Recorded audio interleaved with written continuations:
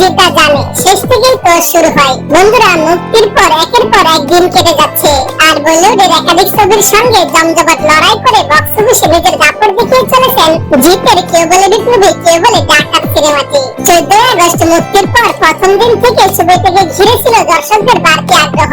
আর weekend পার হতে বোঝা গেল এটা শুধু একটা বাংলা সিনেমা নয়, এটা জিতের কামব্যাকের বড় পরীক্ষা। রিপোর্টেড বক্স অফিস অনুযায়ী প্রথম 5 দিনে ছবির সংগ্রহ প্রায় 1.20 কোটি টাকার কাছাকাছি।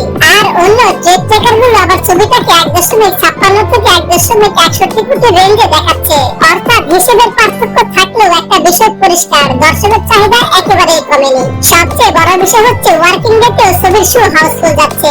এমনকি মঙ্গলবার এবং বুধবারেও হাউসফুল শো ছবি সামনে এসেছে। আর এই চাহিদার কারণে বিভিন্ন জায়গায় শো বাড়ানোর বিষয়টাও নজরে এসেছে।